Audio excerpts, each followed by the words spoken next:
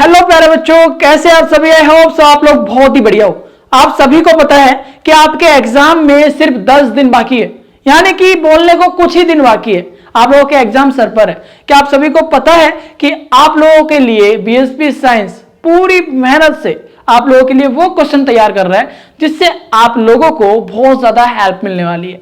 हाँ, आप लोगों के लिए एमसीक्यूज, आप लोगों के लिए लॉन्ग क्वेश्चन, शॉर्ट क्वेश्चन जो कि एग्जाम में रिपीटेड आते हैं, वो आप लोगों के लिए स्टार्ट करा दे रहे हैं, वो आप लोगों के लिए लेकर आ रहे हैं। हाँ, यूट्यूब पर बिल्कुल फ्री ऑफ कॉस्ट लेक्चर को पूरा देखना है, जिसमें हम आप लोगों को मोस्ट इंपोर्टेंट क्वेश्चन देने वाले हैं जो कि एग्जाम में रिपीटेड है। हाँ, आप लोगों की तैयारी के लिए, आप लोगों के बेहतर स्कोर के लिए, आपको परफेक्ट नर्स बनाने के लिए काम कर रहा है बीएसपी साइंस। तो चलिए ज्यादा देरी ना करते हुए आज हम लोग एनाटॉमी एंड फिजियोलॉजी दोनों सब्जेक्ट के पढ़ने वाले।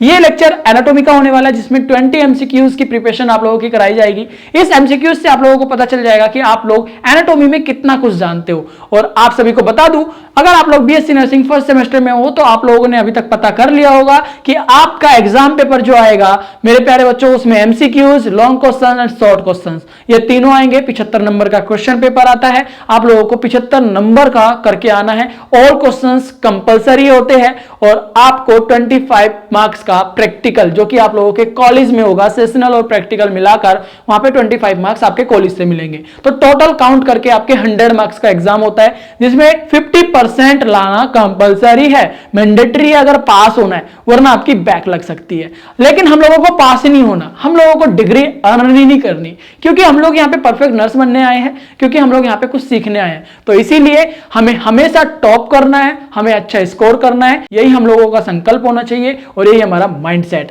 तो चलिए लेक्चर को स्टार्ट करते हैं और देख लेते हैं कि एनाटॉमी के 20 एमसीक्यूज आप लोगों से कितने बन रहे हैं। मैं आप लोगों को यहाँ पे आंसर भी बताऊंगा, लेकिन आप लोगों को कमेंट में लिख देना है पहले ही। मैं जैसे ही यहाँ पे क्वेश्चन पढ़ूंगा, अगर आपको सच में उसका आंसर पता है तो मेरे बताने से पहले वहां पे टाइप हो जाना चाहिए, कमेंट हो जाना चाहिए। यह आपकी लॉयल्टी दर्शाएगा और आपका लेवल बताएगा। मैं आज बेसिक से स्टार्ट कर रहा हूं, लेकिन एग्जाम आने से पहले आप लोगों की एनाटॉमी एंड फिजियोलॉजी की जो प्रिपरेशन है वो आप लोगों की बहुत ही बेहतर हो जाएगी, ये मैं आपको गारंटी दे रहा हूं। एमसीक्यूज की क्लास ये है, लॉन्ग क्वेश्चन, शॉर्ट क्वेश्चन अलग अलग क्लासेस होगी, डेली क्लासेस होगी। चैनल पे नए हो तो सब्सक्राइब कर लीजिएगा, एप्लीकेशन को इंस्टॉल कर लीजिएगा, क्योंकि ये पीडीएफ भी वहीं पर आपको मिलेगी और वहां पे आप लोगों को सिर्फ पीडीएफ ही नहीं, नोट्स, हैंड रिटन नोट्स, आप लोगों को सारे स्टडी मटेरियल सब कुछ वहां पे मिलने वाला है। तो चलिए लेक्चर को स्टार्ट करते हैं और बाकी बातें आप दिए हुए नंबर पे कर सकते हो, व्हाट्सएप ग्रुप में ज्वाइन करके कर सकते हो, क्योंकि हम आपको हैंड होल्डिंग सपोर्ट करते हैं। पूरे यूट्यूब पे और कोई भी ऐसा चैनल नहीं है जो कि आप लोगों को हैंड होल्डिंग सपोर्ट दे,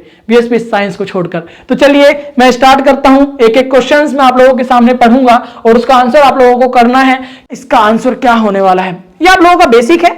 धीरे धीरे हम लोग, ये सारे क्वेश्चन रिपीटेड भी है, ध्यान रखिएगा, ये क्वेश्चन रिपीटेड एग्जाम में आते हैं। बीएससी नर्सिंग फर्स्ट सेमेस्टर में अगर हो तो ये एमसीक्यूज को सॉल्व करो, जिससे आप लोगों का लेवल पता चलेगा, आप लोग एनाटॉमी में कितना कुछ जानते हो। 20 एमसीक्यूज में कराने वाला हूं डेली आप लोगों के लिए, MCQs, long question, short question वो सॉल्व कराऊंगा जो कि एग्जाम में रिपीटेड है, एग्जाम में आए हुए हैं, जिससे आप लोगों की प्रिपरेशन होगी और आप लोग एग्जाम में इनसे अनजान ना रहो, इनके बारे में ऑलरेडी जान रहे हो, वहां पे बेहतर स्कोर करोगे।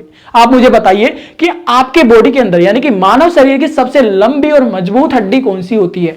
4 ऑप्शंस आप लोगों के सामने हैं। Which is the longest and strongest bone in human body?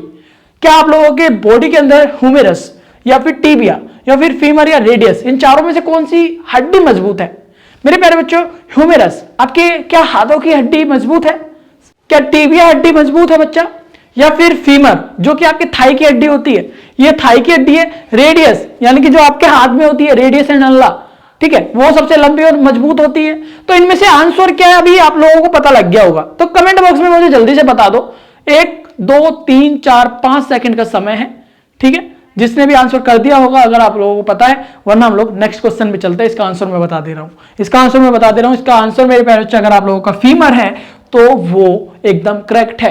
Correct answer इसका फीमर है, यानी कि जांग की हड्डी, थाई बोन होती है, क्योंकि बॉडी की सबसे लंबी हड्डी यही है और ये सबसे ज्यादा मजबूत भी है, क्योंकि पूरे बॉडी का वेट ये थाई की जो हड्डी है ना, इसी ने संभाल के रखा है। इस थाई की हड्डी ने ही पूरी बॉडी का वेट संभाल के रखता है। हमारी मूवमेंट कराने में, हमारी बॉडी को बैलेंस करने, स्टेबलाइज करने के लिए भी ये हड्डी ही मजबूत है और यही हड्डी रेस्पॉन्सिबल भी है, ठीक है। तो इसका करेक्ट आंसर मेरे प्यारे बच्चों फीमर होगा। अगर आप लोगों ने फीमेल टिक किया था, बहुत सुंदर, चीटिंग कोई नहीं करेगा। आप लोगों ने जो कमेंट करना है पहले कर देना है, वरना मैं तो बता ही रहा हूं। इसके बाद मैं आप लोगों को बता दूं, दूसरा हमारा क्वेश्चन यहां पे आता है बच्चों कि सबसे यहां पे बताना है आप लोगों को, जो हमारे एडल्ट है, जो हमारे वयस्क मानव शरीर है, उसमें कुल हड्डी कितनी होती है? सब किसी को पता होगा, ये क्वेश्चन सबको पता होगा, क्योंकि ये हर कोई पूछता है, छोटी छोटी क्लास से आता है। लेकिन ये बीएससी नर्सिंग फर्स्ट सेमेस्टर में क्वेश्चन आया हुआ है, इसीलिए आपके सामने है, स्क्रीन पे दिख रहा है। ठीक है, सभी को पता होगा 204 हड्डी होती होगी, शायद नहीं, 205 होती होगी, 206 होती होगी, 208 होती होगी। बताइए इसका आंसर क्या हो सकता है? बिल्कुल सही। अभी तक आप लोगों ने आंसर लिख दिया होगा, तो चलिए मैं इसका आंसर बता देता हूं। अगर नहीं लिखा तो जल्दी से 5 सेकंड के अंदर आंसर लिख देना चाहिए। आप लोगों ने क्वेश्चन पढ़ा, तुरंत आप लोगों ने आंसर कर देना है। अगर नहीं पता तो चलिए आज मैं आप लोगों को बता दूं। सही आंसर इसका मेरे प्यारे बच्चों 206 हड्डी है, क्योंकि मानव शरीर के अंदर ना 206 हड्डी होती है। ये जो पूरा स्केलेटन सिस्टम देख रहे हो ना, ये पूरा स्केलेटन सिस्टम 206 हड्डियों से मिलकर बना है। 206 हड्डी कैसे होती है ये भी आपको पता होना चाहिए, क्योंकि कुछ भी पूछ सकते हैं। यहां पे आपसे पूछ सकते हैं कि स्कल के अंदर कितनी बोन होती है, या फिर 206 हड्डी कैसे हुई, सारी काउंट करके बताओ। तो आप लोगों ने बता देनी है कि 206 हड्डी हमारी इसी वजह से हुई क्योंकि 26 हमारी स्कल में होती है, ठीक है, 26 हमारी वर्टिब्रल में होती है। वर्टिब्रल का मतलब होता है आपकी जो रीढ़ की हड्डी है ना, इस रीढ़ की हड्डी की सारी हड्डियों को मिला के जो हमारे जॉइंट सीक्वेंस वाइज अटैच है ना, वो सारे को अटैच करके यहाँ पे 26 होती है।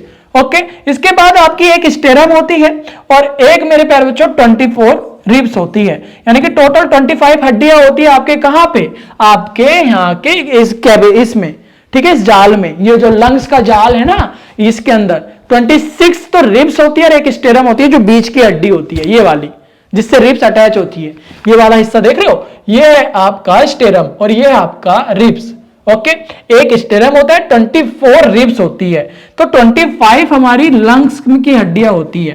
अब यहाँ पे 4 पेक्टोरल गार्डल होती है बच्चा, यानी कि 4 पेक्टोरल गार्डल का मतलब होता है ये वाला एरिया आपका पूरा अपर लिम्ब पे जितनी है, with 60 upper limb bone. Upper limb bone के अंदर बच्चा आपके हुमेरस, आपकी रेडियस अल्ना, आपका ये जो फ्रेंगस है, और ये आपके 4 पेक्टोरियल के अंदर आपके यहाँ की सारी हड्डियां आती है, जो रिस्ट के बीच में है ना, हाँ 4 हड्डियां होती है, तो वो भी इसके अंदर अटैच है। तो टोटल नंबर ऑफ बोन्स आपकी अपर लिम्ब और 4 पेक्टोरियल गार्डल को मिला के यहाँ पे 64 बोन्स ये हो गई, और 2 पेल्विक गार्डल, पेल्विक यानी कि जो आपकी हिप की बोन है वो, और 60 लोअर लिम्ब। लोअर लिम्ब का मतलब होता है जो कि आपके बॉटम से नीचे नीचे है, उसमें थाई आ जाती है, पेल्विक आ जाता है, आपका पेटेला हो जाता है, मेरे पैर बच्चों आपके पैर की हड्डी हो जाती है, ठीक है, टीबिया वगैरह हो जाती है, ये वाली हड्डियां जो है सारी मिला के आपकी 206 बोन्स होती है पूरे बॉडी की, पूरे स्केलेटन सिस्टम की। ठीक है, ये आपको पता होना चाहिए। लेकिन एक बात और पता होना चाहिए, 206 हड्डी वयस्क यानी कि एडल्ट में होती है, जो न्यूबॉर्न बेबी होते हैं ना उसमें ज्यादा होती है। उसमें कितनी होती है? उसमें बच्चा ज्यादा होती है। कितनी मैं अभी आपको बता रहा हूं, जो हमारे न्यूबॉर्न बेबी है 300 बोन्स होती है। अब 300 बोन्स क्यों हो रही है? क्योंकि जब व्यक्ति अपने आप को बड़ा कर रहा है, यानी कि उसकी ग्रोथ हो रही है, एज जैसे उसकी बढ़ती रहती है तो बॉडी की भी ग्रोथ होती है, तो कुछ हड्डी आपस में जुड़ जाती है। पहले वो अलग अलग होती है, लेकिन वैसे ही बॉडी बढ़ती है तो वो हड्डी जुड़ने की वजह से वो 300 से 206 हो जाती है। इतना आप लोगों को पता होगा। गुड, चलो इसका आंसर 206 है। वेरी गुड, जिसने 206 आंसर दिया। और आपको पता भी होना चाहिए कि 24 हमारी स्कल में 30, आपको पता भी होना चाहिए 29 स्कल में होती है, यानी कि हमारे सर की हड्डी में होती है, एक स्टेरम होता है, 24 रिब्स होती है, 26 हमारी रीढ़ की हड्डी होती है, 4 पेक्टोरल गार्डल होता है और 60 अपर लिम्ब होता है, और नीचे 2 पेल्विक यानी कि हमारी हिप बोन और 60 लोअर लिम्ब नीचे की हड्डी। ये मिलाकर हमारी 206 हड्डी बनती है। ये सारे काउंट करोगे तो 206 हो जाएगा। इसके बाद हम लोग बात करेंगे, थर्ड क्वेश्चन है आपके सामने, प्रोसेस ऑफ बोन्स फॉर्मेशन को क्या कहते हैं। बहुत इंपॉर्टेंट क्वेश्चन है, कोई भी पूछ सकता है। हड्डी बनने की प्रोसेस को क्या कहते हैं? आप बता पाओगे कि कैल्सिफिकेशन कहते हैं, ऑसिफिकेशन कहते हैं, कैल्सिफिकेशन कहते हैं, या फिर ऑसिफिकेशन कहते हैं, हेमेटोपोसिस कहते हैं, या रीजेनरेशन कहते हैं? इनमें से कौन सा हो सकता है? कोई भी एक। रीजेनरेशन भी हो सकता है इसका, हमारा हेमेटोपोसिस भी हो सकता है। क्या हो सकता है आपके मुताबिक? बिल्कुल सही, आप लोगों ने आंसर दे दिया होगा। मैं भी आप लोगों को बता दूं कि जो हमारी बोन्स की फॉर्मेशन होती है उसको हम लोग ओसिफिकेशन कहते हैं, यानी कि अस्थिकरण इसको कहते हैं। अस्थिकरण का मतलब होता है हमारी हड्डी के निर्माण कैसे होता है। अगर आप लोगों को नहीं पता तो मैं आपको बता दूं, देखिए यहां पे ना हमारी एक सेल्स होती है जिसको हम लोग क्या बोल रहे हैं, मेसेंसिमियल सेल। और ये जो हमारा मेसेंसिमियल सेल है, अब ये सेल्स ना, अब ये क्या होता है, वो पहला चरण होता है जहां पे हड्डी अपने आप को तैयार कर रही है बड़ा करने के लिए। ये हमारी पहला चरण है। दूसरे में ये अपने आप को डेवलप कर लेता है जिसको हम लोग ओस्टियोब्लास्ट कहते हैं। ओस्टियोब्लास्ट के बाद यहाँ पे हमारी बोन्स मैच्योर हो जाती है और मैच्योर होने के बाद ये स्ट्रॉन्ग भी हो जाती है। ठीक है, तो ये 3 चरण होते हैं, ये सेल्स होती है हमारी, जो कि हमारी क्या होती है बच्चा, मेसेनकाइमल। ठीक है, मेसेनकाइमल सेल्स इसको बोलते हैं, ओस्टियोब्लास्ट इसको बोलते हैं और ये हमारा ओस्टियोसाइटिस बोलते हैं। तो इसको ही प्रोसेस को हम लोग कह रहे हैं ओसिफिकेशन। ओसिफिकेशन यानी कि अस्थिकरण, जिसका भी आंसर सही था, बहुत अच्छा। चलिए एक और क्वेश्चन पे हम लोग चलते हैं। फोर्थ हमारा इंपोर्टेंट आता है बच्चा, फोर्थ है हमारा रेड बोन मैरो कहां पे मिलता है। बेसिकली मेनली कहां पे मिल रहा है, रेड बोन मैरो क्या होता है, जो कि हड्डी के अंदर रेड कलर का आप लोग देखते होंगे। इस तरीके का पदार्थ आप लोग देखोगे, अगर कभी आप लोगों ने हड्डी देखी होगी या वो टूटी हुई हड्डी देखी होगी, रेड कलर का कुछ वहां पे ग्रेवी टाइप का होता है। उस ग्रेवी को ही, उस रेड कलर की जो ग्रेवी होती है वही हमारे बोन मैरो कहलाता है, रेड बोन मैरो। और इसी रेड बोन मैरो के अंदर क्या क्या चीजें हो रही है, इसी के अंदर मेरे प्यारे बच्चों आपकी रेड ब्लड सेल्स, आपके WBC यानी कि व्हाइट ब्लड सेल्स और उसके कंपोनेंट। व्हाइट ब्लड सेल्स के कंपोनेंट क्या क्या है, lymphocyte, basophils, neutrophil, monocyte, eosinophil. ये सारी चीजों की फॉर्मेशन हो रही है, सारी चीजें बन रही है कहां पे, हमारी रेड बोन मैरो में। ठीक है, और इसको मेरे प्यारे बच्चों स्पॉन्जी बोन भी कहते हैं। स्पॉन्जी बोन क्यों कह रहे हैं, क्योंकि इसके अंदर हमारे प्लेटलेट, WBC, RBC बनते हैं और ये हमारे रिब्स, स्टेरम और वर्टिब्रा के अंदर पाए जाते हैं। ठीक है, स्पॉन्जी बोन यानी कि मजबूत हड्डी, मजबूत हड्डी के अंदर ये पाया जाता है। जितने भी हमारी कार्टिलेज है या फिर फ्लेक्सिबल हड्डी है उसके अंदर ये नहीं पाए जाते। ये मजबूत हड्डी के अंदर रेड बोन मैरो पाया जाता है। रेड बोन मैरो हमारे प्लेटलेट, WBC और RBC जो कि हमारे रेड ब्लड सेल्स है, व्हाइट ब्लड सेल्स है, इनको बनाते हैं। ठीक है, ये हमारे स्पॉन्जी बोन्स के अंदर पाए जाते हैं, स्पॉन्जी बोन्स के अंदर पाए जाते हैं बच्चों। और नेक्स्ट क्वेश्चन का जवाब आप लोगों को देना है। क्वेश्चन आप लोगों ने पढ़ लिया, जैसे कि मैंने बताया, क्वेश्चन पढ़ते ही आप लोगों ने एग्जाम्पल के थ्रू या फिर अपनी मर्जी से जो भी यहां पे आप लोगों के सामने 4 ऑप्शंस है उसमें से एक ऑप्शन सही है वो आप लोगों ने दे देना है। इसका आंसर क्या हो सकता है, स्कल में टोटल कितनी हड्डी होती है वो मैं आपको बता चुका हूं। तो आप लोगों ने यहां पे बता देना है कि टोटल स्कल के अंदर, स्कल यानी कि ये वाला चेहरा, जो चेहरे की जो हड्डी है ना, पूरा स्कल, इसमें कितनी है आपकी बोन्स होती है। तो इसका सही आंसर आपके सामने है, करेक्ट आंसर आप लोगों ने लिख दिया होगा। यहां पे टोटल 22 बोन होती है। और ये 22 बोन किस तरीके से हो रही है, क्रेनियल जो बोन है ना, क्रेनियल बोन कहते हैं आपके ये वाला हिस्सा। ठीक है, क्रेनियल बोन, अब क्रेनियल नर्व्स जहां से निकलती है। ठीक है, तो क्रेनियल बोन्स 8 होती है, फेशियल बोन्स आपकी मेरे पर बच्चों 14 होती है। टोटल मिला के यहाँ पे कितनी बोन्स हो रही है, टोटल मिला के आपकी 22 बोन्स हो रही है। तो करेक्ट आंसर आप लोगों का बिल्कुल सही है, जिस भी बच्चे ने 22 बताया। और जिस भी बच्चे ने यहाँ पे 22 की जगह कोई दूसरा ऑप्शन दिया होगा तो मैं आपको बता दूं कि बच्चा आंसर इसका 22 है। 8 क्रेनियल होती है और 14 फेशियल।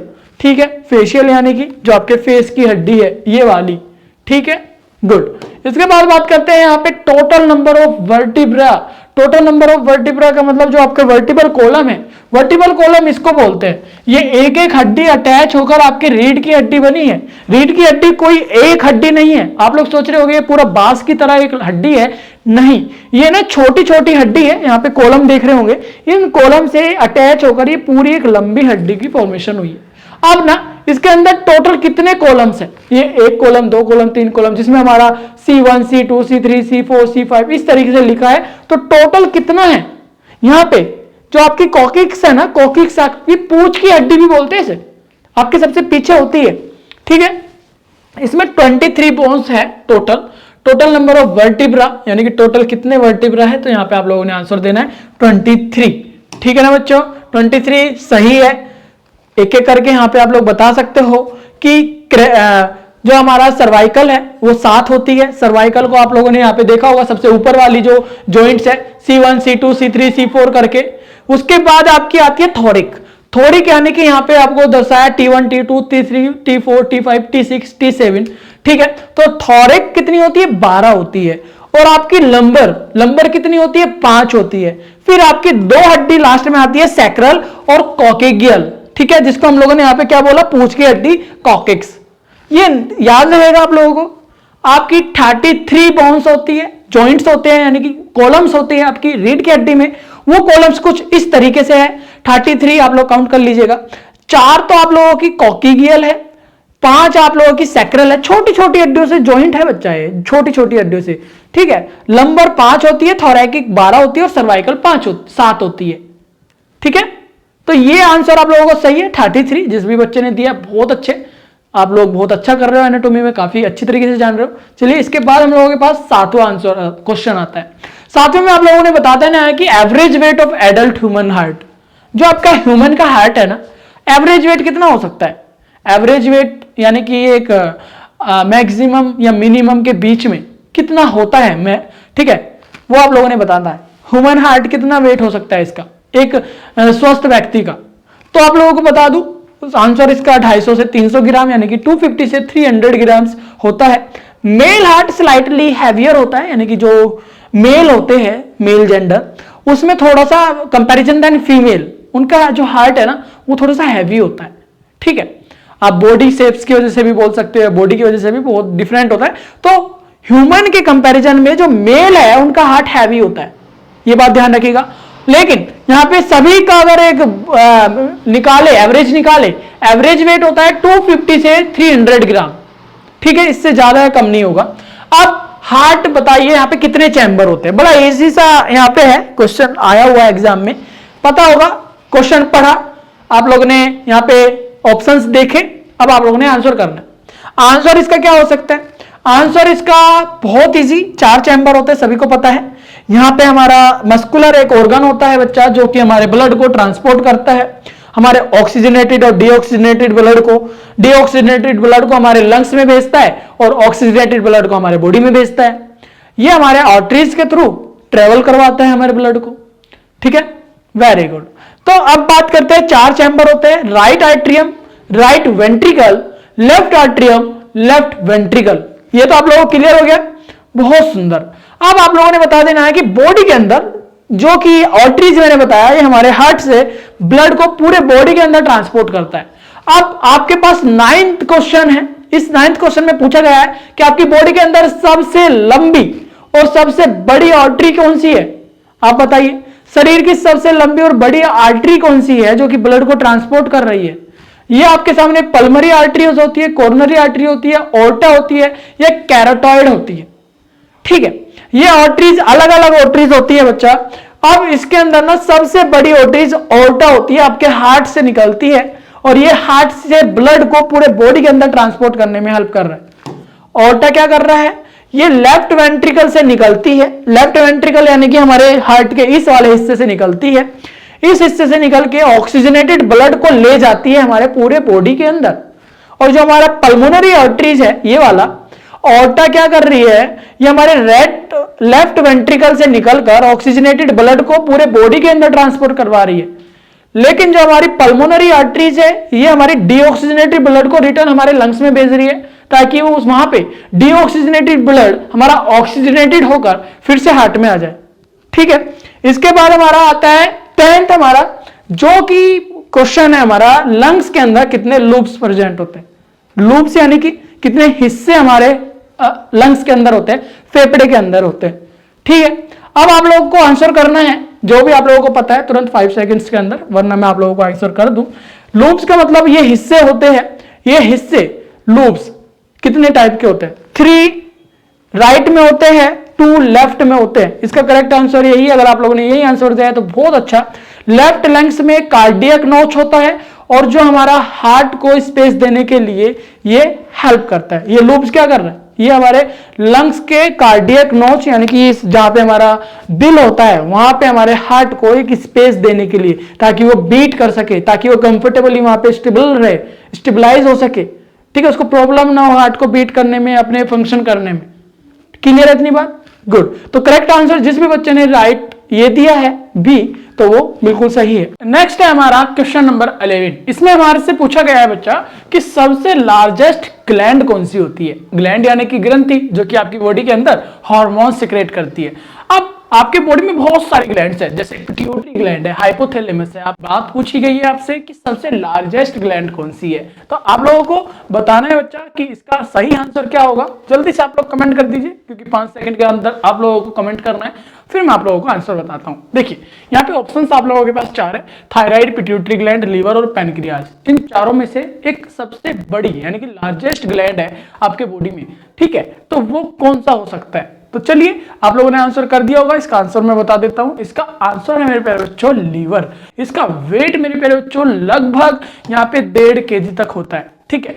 एक जो हम व्यक्ति होता है ना, उसका अगर आप लोग एवरेज निकालोगे तो ये आपको पता चलेगा कि 1.5 kg तक आपका लीवर होता है। ये आपके बाइल सिक्रेशन को करने में हेल्प करता है, जो भी इसके अंदर से एंजाइम्स रिलीज होते हैं, ठीक है। मेटाबॉलिज्म और डिटॉक्सिफिकेशन यानी कि आपकी बॉडी से गंदगी को निकालने के लिए ये लीवर काम करता है, ठीक है ना।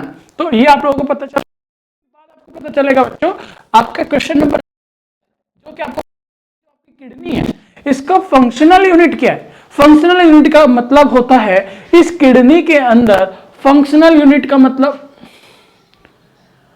क्वेश्चन नंबर 12 में पूछा गया है आपसे कि क्वेश्चन नंबर 12 में पूछा गया है आप क्वेश्चन नंबर 12 में पूछा गया है कि जो किडनी है ना, जो ये रीनल सिस्टम है आपका, जो कि आपका यूरिन को फिल्ट्रेशन करता है, उसमें जो मेन काम करने वाला जो कंपोनेंट है वो क्या है। तो 4 ऑप्शंस आपके पास है, चारों में से कोई एक आंसर सही है इसमें। अभी तक आप लोगों ने दे दिया होगा आंसर, तो मैं आप लोगों को बता दूं इसका करेक्ट आंसर नेफ्रॉन है। मेरे प्यारे बच्चों, नेफ्रॉन इसका करेक्ट आंसर है, क्योंकि नेफ्रॉन ही किडनी का वो फंक्शनल यूनिट है जो कि आपके ब्लड को फिल्टर करके आपके बॉडी से पास आउट कराता है। नेफ्रॉन की संख्या कितनी होती है आपके बॉडी के अंदर, आपके किडनी के अंदर, ठीक है।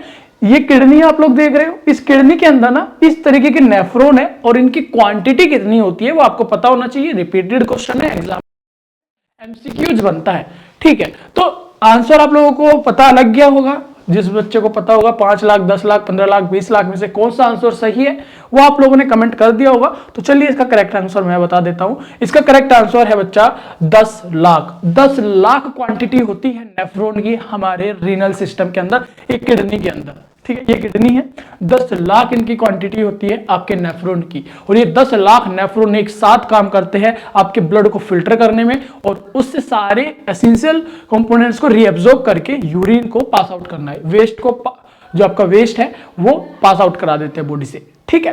तो ये भी आपको क्लियर हो गया। अब इसके बाद आता है 14 नंबर बच्चा। 14 नंबर में आपको पता चलेगा, क्वेश्चन नंबर 14, कि लार्जेस्ट पार्ट कौन सा है ब्रेन का। सबसे बड़ा पार्ट सेरेब्रम, ये तो आप लोगों को पता लग गया। अब इसके फंक्शन देखिए, थिंकिंग करना, मेमोरीज को स्टोर करके रखना, आपकी इंटेलिजेंस और आपकी वॉलंटरी एक्शन। वॉलंटरी एक्शन का मतलब होता है जो कि आप अपनी इच्छा से मूवमेंट करते हो, हाथ हिलाना, उठना, बैठना, सोना, खाना, ये सारी चीज वॉलंटरी है, आप अपनी इच्छा से कर सकते हो। आपका मन है करोगे, नहीं मन है तो नहीं करोगे। उसको सारी एक्शन को वॉलंटरी एक्शन कहते हैं, जो आप अपनी मर्जी से करते हो।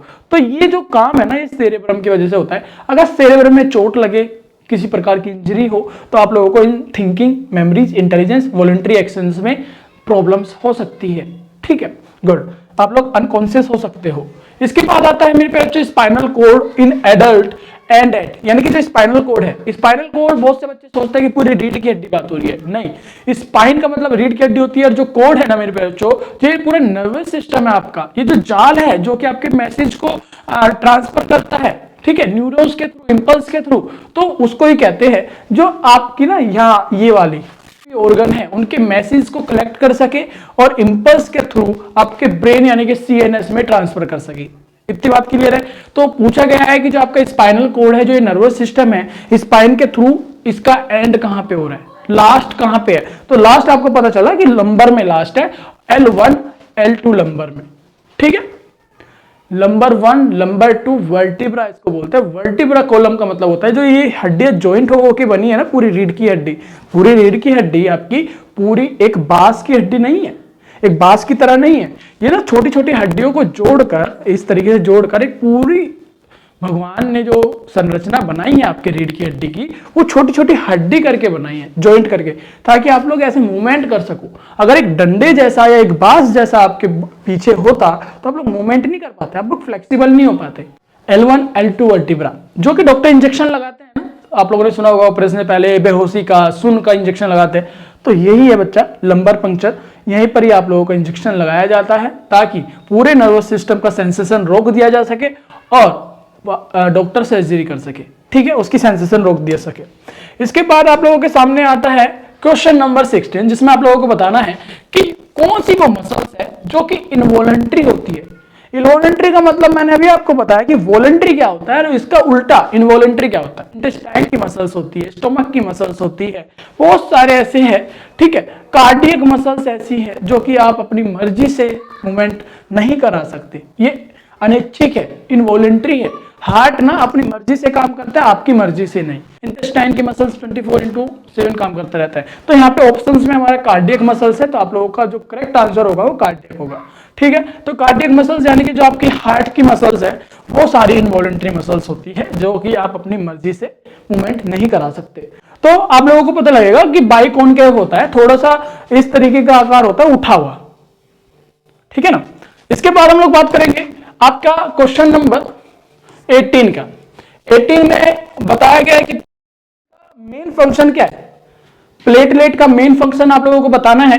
तो प्लेटलेट के बारे में सभी को पता होगा, इसका करेक्ट आंसर ब्लड क्लोटिंग, और ये थ्रोम्बोसाइटिस, जो थ्रोम्बोसाइटिस को रिलीज करते हैं, जिसकी वजह से आपकी इंजरी एरिया में क्लॉटिंग हो जाती है, ब्लड जहां पे बह रहा हो वो रुक जाता है। रिलेटेड टू, अगर आपको इसका आंसर पता होगा तो बहुत अच्छी बात है, नहीं पता होगा तो ये सारे 20 MCQs जो मैंने आप लोगों को रिपीटेड यहाँ पे दिखाए हैं, आप लोगों को कराए हैं, ये परफेक्टली आप लोगों को पता होना चाहिए। डीप इनके बारे में पढ़ लेना, इनके चारों, जैसे कि मैंने यहाँ पे 4 ऑप्शंस दिए, इन चारों ऑप्शंस के बारे में भी आपको पता होना चाहिए, ताकि इन फ्यूचर में जब भी आप लोग के सामने ये क्वेश्चन ही अगर पूछा जाए, घुमा के भी पूछा जाए, तो आप लोग कंफ्यूज ना हो। थोड़ा सा इसका लैंग्वेज चेंज कर देगा, थोड़े से इसमें आप लोग देखोगे कि 4 ऑप्शंस दिए, इन 4 ऑप्शंस में से करेक्ट आंसर तो रहेगा, लेकिन 3 ये जो दिए हुए ये चेंज कर देगा, क्योंकि बच्चे को घुमाना चाहते हैं वो, ठीक है, ताकि बच्चों का इंटेलिजेंस लेवल देखा जा सके, ठीक है। चेंज भी कर सकते हैं, लेकिन क्वेश्चन यही रहेगा। आप लोगों को इन चारों के बारे में पता होना चाहिए, digestive system, respiratory system, nervous system, skeletal system, ठीक है। परफेक्ट नर्स बनना चाहते हो और आप लोग एक अच्छा स्कोर करना चाहते हो, तो मैं आप लोगों को सजेस्ट करूंगा बीएसपी साइंस, एकमात्र ऐसी एप्लीकेशन जो कि आप लोगों को सिर्फ अच्छा स्कोर ही नहीं बल्कि एक बेहतर नर्स बनाने की कोशिश करती है। चलिए जल्दी से एप्लीकेशन को इंस्टॉल कर लीजिए, चैनल को सब्सक्राइब कर लीजिए, इंस्टाग्राम को फॉलो कर लीजिए, और अगर आप लोगों को हमसे बातें करनी है, अपनी क्वेरी, अपना क्वेश्चन या कुछ पूछना है, तो प्लीज आप लोग हमारे व्हाट्सएप ग्रुप में ज्वाइन कर लीजिए, जिसका लिंक आपको यूट्यूब की प्रोफाइल पर मिल जाएगा।